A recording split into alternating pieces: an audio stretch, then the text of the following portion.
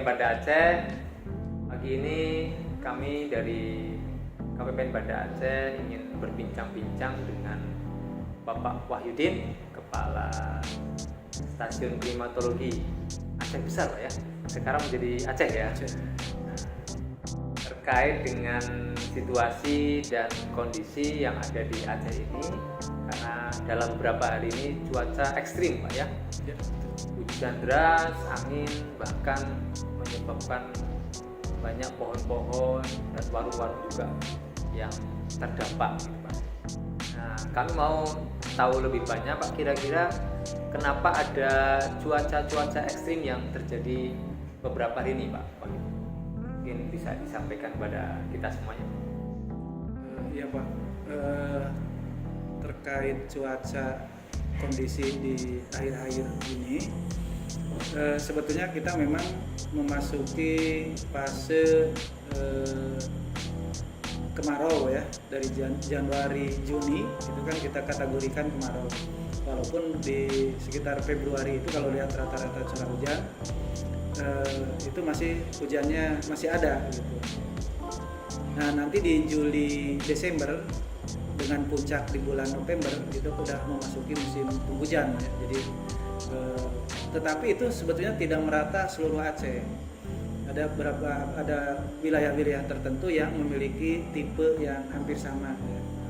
Nah, terutama di kita ya memang transisi kalau misalkan habis dari kemarau ke hujan itu biasanya diikuti dengan cuaca yang ekstrim ya, yang ekstrim. Ditandai dengan ekstrimnya itu misalkan beberapa jam panas tiba-tiba, setelah itu mendung secara cepat ya, bahkan mungkin gelap di atas, di awan perawanannya gelap. Setelah itu hujan, tetapi hujan itu deras, jadi istilah kami shower ya, hujan deras secara mendadak, dan berhentinya pun atau durasi hujannya tidak lama dan cepat berhenti, walaupun nanti ada tiba-tiba muncul hujan lagi gitu ya. Ini ciri-ciri hujan transisi sebetulnya, peralihan dari kemarau ke musim penghujan. Dan itu ada berapa bulan ya, belum lagi mungkin kemarin itu bisa jadi juga walaupun tidak secara belum kami lakukan penelitian, dan kita juga harus menganalisis ada siklon ya yang di Australia ke bagian utara yang lebih dekat mungkin ke arah Lampung ya, arah Lampung. Biasanya kalau ada siklon baik di lintang selatan maupun di lintang utara itu selalu ada dampak, walaupun dampaknya tidak sepanjang siklon itu berlangsung. Jadi siklonnya katakanlah sudah hampir mau punah, kita baru kena gitu, karena kita terdampak dari ekornya, dia kan bentuknya memutar gitu ya. Nah kita yang jauh ikut putaran, biasanya yang mutar ini kan massa udara yang penuh dengan awan gitu di gambar-gambarnya. Nah kita kadang di ujung pun kena dampak.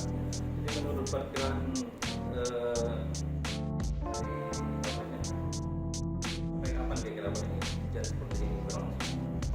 Kalau angin memang karakteristik pas sekarang hampir Juni sampai Agustus angin kencang ya. Walaupun di Agustus tidak ada hujan, tetapi kalau ada hujannya ini cukup, kalau kita lihat sebetulnya cukup berbeda dengan tahun-tahun sebelumnya.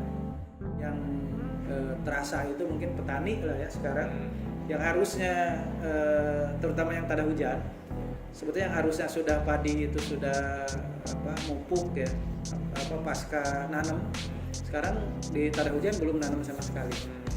Baru yang ramai itu kan di bawah ya, yang irigasi gitu, harusnya memang sudah selesai kemarin gitu ya hujannya gitu. Nah ini bisa saja kalau kajian kita mungkin salah satunya dampak dari siklon yang ada sedikit ya di Australia gitu, di arah selatan Jawa ya, ke arah Samudra Hindia. Tapi itu kan tidak lama, biasanya kunjungan kalau siklon itu maksimal 6 hari sudah habis. Nah apalagi kita kalau Aceh ini Pak yang belum dikaji itu interaksi darat laut darat, misalkan daratan Malaysia itu kan dengan lautannya, terus daratan kita itu sebetulnya ada interaksi juga, tapi kajiannya belum sampai. Artinya indikasi-indikasi itu memang sudah ada gitu. Begini Pak Wahyudi, hari ini kami kan dari KBRI Banda Aceh Ya, sowan kemarin Satker Bapak.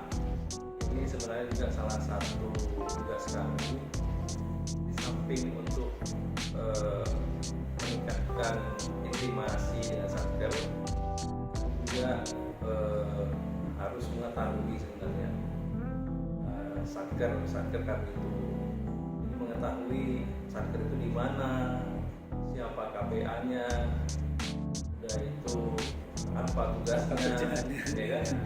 Walaupun kami juga sebagai pembina melakukan pembinaan terhadap Satker kami terkait dengan pelaksanaan anggaran, tapi kami juga harus tahu apa sih sebenarnya tugas Satker kami itu. Nah, salah satunya kami ingin tanya nih Pak, Satker kami yang sekarang kami tunjuk ini sebenarnya tugasnya itu seperti apa aja nih Pak? tugas kami itu yang pertama secara internal ya, kita mengadakan pengamatan cuaca, meteorologi, terus hidrometeorologi, terus agroklimat. Ya, agroklimat itu antara iklim dengan pertanian. Mungkin nanti kita bisa lihat setelah ini ke lapangan dapur kita lah, dapur kitanya seperti apa ya. Terus penelitian tanaman ya, iklim tanaman itu ada istilah fenologi ya, fenomena tentang tanaman tapi dihubungkan dengan iklim. Selain itu juga kita membina pos-pos hujan kerjasama di seluruh Aceh, sekaligus kerjasama menjalin kerjasama dengan instansi-instansi yang melakukan pengamatan yang sama. Pembinaan juga Pak, ada pembinaan karena alat yang seperti kami ini bukan hanya di instansi BMKG. Tadi saya sampaikan ada di Dinas Pengairan ya, di provinsi, ada di Balai Wilayah Sungai Sumatera 1 di Kementerian PUPR itu ya. Terus juga di Dinas Pertanian.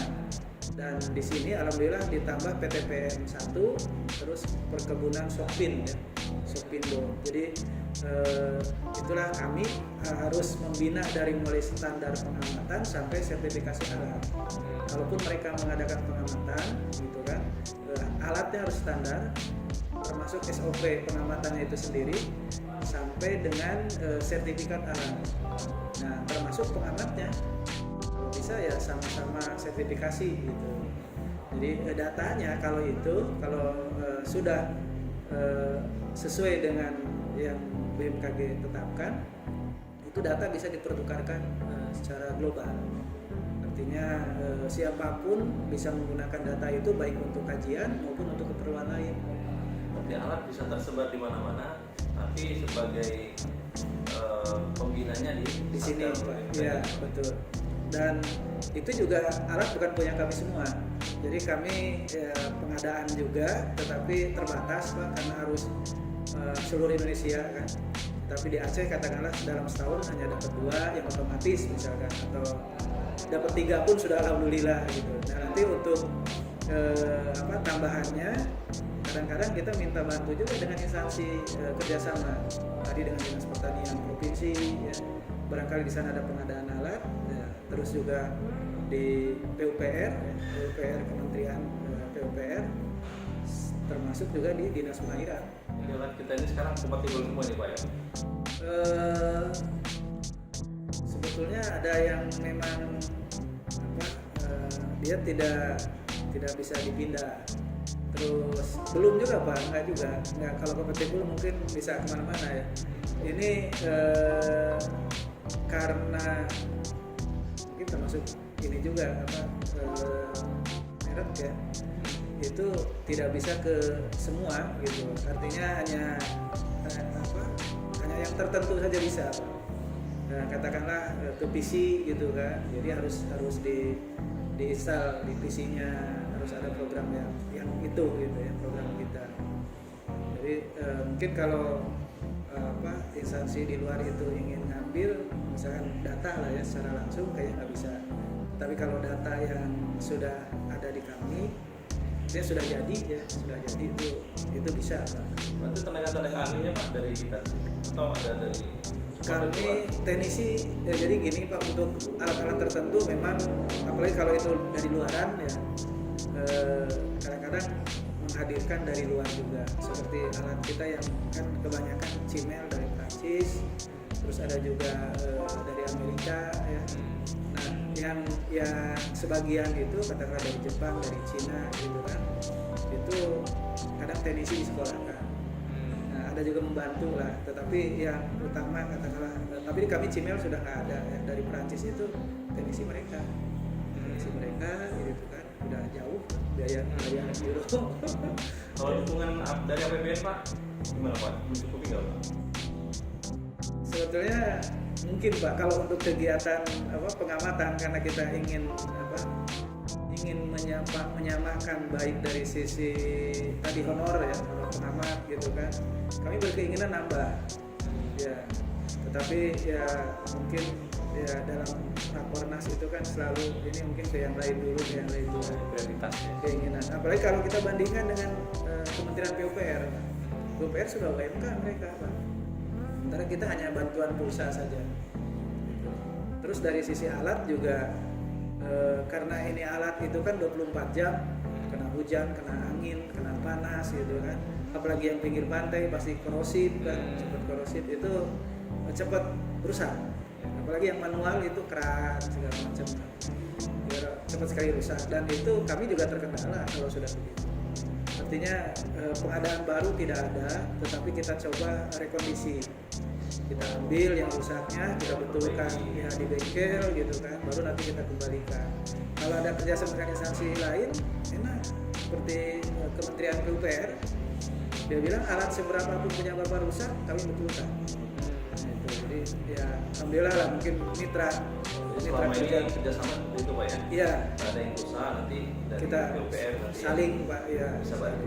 ya artinya ingin sempurna gitu ya, cuma itu tadi mungkin dari sisi, karena data itu juga bagus itu dari awal Pak, dari alat bagus, misalkan dari pengamatnya juga bagus, dari pengiriman barulah kita mendapatkan data yang bagus. Jadi kalau misalkan pengamatnya juga mau-mauan iya atau tidak gitu kan, kurang semangat dan lain sebagainya, kadang-kadang ya data juga kita bisa jadi sampah yang diolah. Tapi kalau melihat masih banyak peralatan dan SDM yang kita bergantung sama luar negeri Pak. Oh iya. Ya walaupun kemarin ada edaran kan, harus mementingkan yang dalam negeri ya, baru-baru ini ya.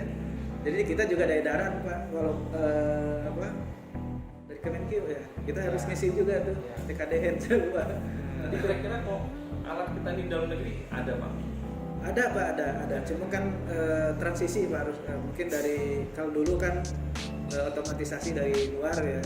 Nah sekarang sudah mulai kita juga dikembangkan di kedeputian instalasi kalibrasi jaringan. Jadi sudah mulai, dan sebetulnya tenaga kita sudah bisa buat Pak, udah bisa. Cuma standarisasi kan harus kami WMO ya, dari Induk Organisasi Meteorologi Dunianya.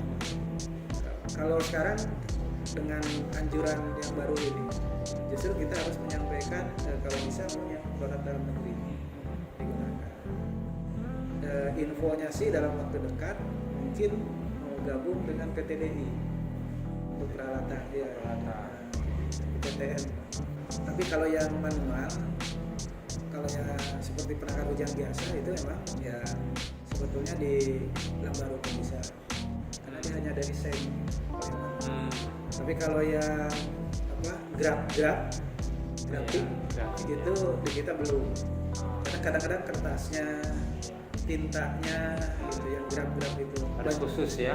dan iya itu merek kan Jadi mereka macam khusus. pengamatan berapa itu Pak? Iya betul. Jadi di sini kan ada termograf misalkan, mencatat suhu secara otomatis. Sensornya juga kadang-kadang sensor bulu bulu kuda sensornya, pakai rambut gitu. Oh, gitu. Dan itu nggak ada di kita.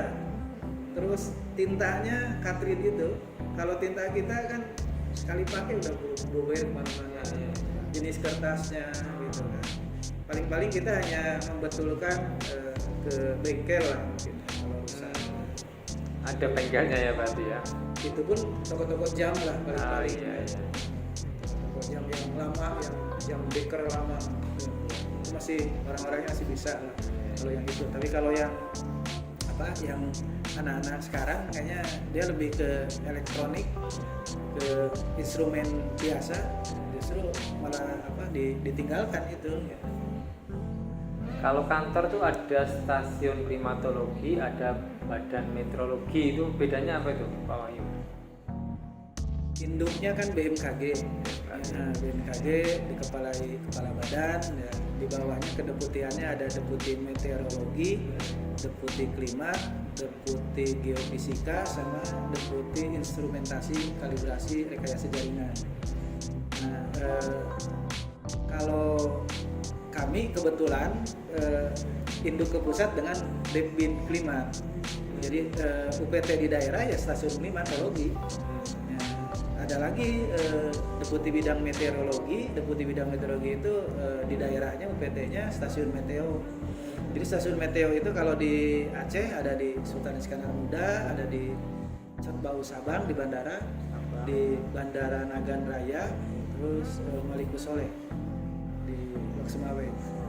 Sekarang dibantu dengan tenaga baru ya, pos Rambele, pos di Simelu. Terus ada satu lagi saya lupa, ada sebetulnya bandara-bandara kecil walaupun mungkin pesawat-pesawat ini ada juga tenaga baru satu orang, tetapi itu masih pos. Termasuk di Ulele itu ada pos maritim, karena di sini tidak ada stasiun meteorologi maritim.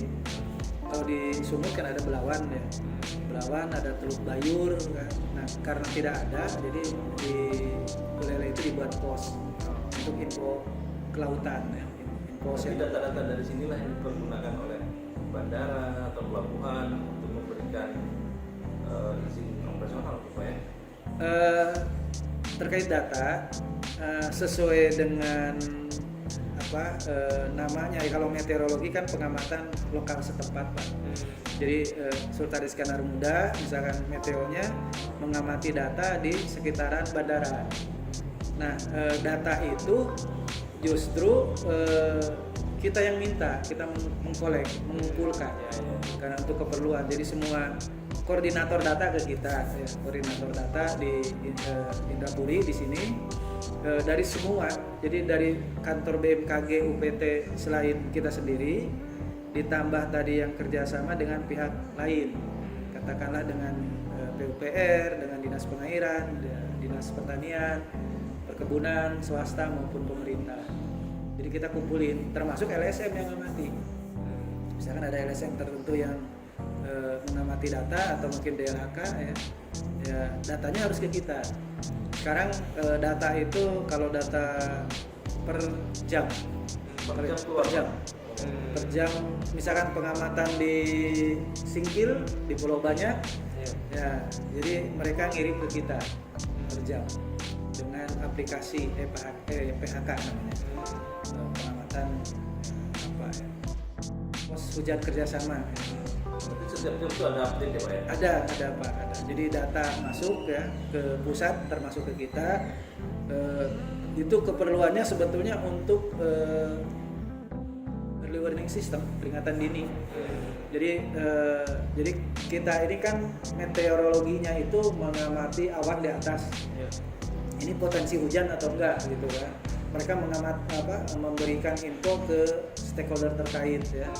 Ini daerah ini potensi hujan lebat. Nah kita yang klimat itu nampung hujannya, benarnya nih di bawah gitu kan. Karena kami kan wilayahnya itu kalau iklim itu dari permukaan ya, ada 120 cm. Jadi sampai ke tanah. Jadi kalau di atas 120 cm itu ke atas sudah hak meteo ya. Hak meteo. Jadi 120 cm ke bawah itu kami. Ya. ada biar tidak tidak Bagi batas. ya berbagi tupoksi ya. Jadi kami amati. Nah, ternyata hujannya sudah turun. Misalkan kan ada yang otomatis, alat otomatis kan ngabari juga per 10 menit sekali. Hujan di wilayah ini udah sekian. Nah, dengan bantuan tadi dari satelit ya, dari Meteo, terus dikombinasikan dengan punya kita, jadi peringatan dini kita berikanlah ke BPBA ya, bahwa daerah sana potensi hujan lebat. BPBA lah yang menyampaikan ke BPBD daerah. Hati-hati misalkan hindari sekitar daerah rawan longsor, misalkan yang pinggiran rumah-rumah pinggir sungai kan banjir misalkan. Dan itu berlanjut. Jadi tidak pun hujan, katakanlah berapa hari tidak ada hujan, kita amati juga namanya hari tanpa hujan. Hari tanpa hujan itu nanti terkait dengan kandungan air tanah. Jadi kandungan ada namanya SPI ya, Standard Precipitation Index. Jadi apakah tanah itu masih cukup air ataukah tidak. Dan itu banyak juga yang memanfaatkan ternyata. Orang pertanian memanfaatkan, orang irigasi memanfaatkan, bahkan orang hidrogeologi bagian tanah bagian bawah pun memanfaatkan info-info itu. Mungkin inilah yang bisa kita dapatkan bincang-bincang dari Informasi yang sangat menarik. kantor klimatologi bersama Pak Wahyu ya. Mudah-mudahan informasi ini bermanfaat untuk kita semuanya ya. Amin. Dari sisi perdagangan ada dampaknya Pak ya. Perdagangan, penerbangan ya. Kemudian komunikasi, termasuk pelayaran, pertanian, Hampir semua. hampir semua. Iya. Ya, alhamdulillah. Terima kasih banyak Pak Wahyu dan Pak Fahmi yang sudah berkolaborasi. Semoga memberi manfaat untuk kita semuanya dalam menghadapi cuaca baik ekstrim maupun cuaca yang ya biasa-biasa aja. Semoga kita semuanya bisa mengantisipasi itu semuanya. Terima kasih dari Stasiun Klimatologi Aceh Besar. Insya Allah mudah-mudahan di waktu yang akan datang kita bisa berjumpa lagi. Terima kasih. Assalamualaikum warahmatullahi wabarakatuh. Waalaikumsalam.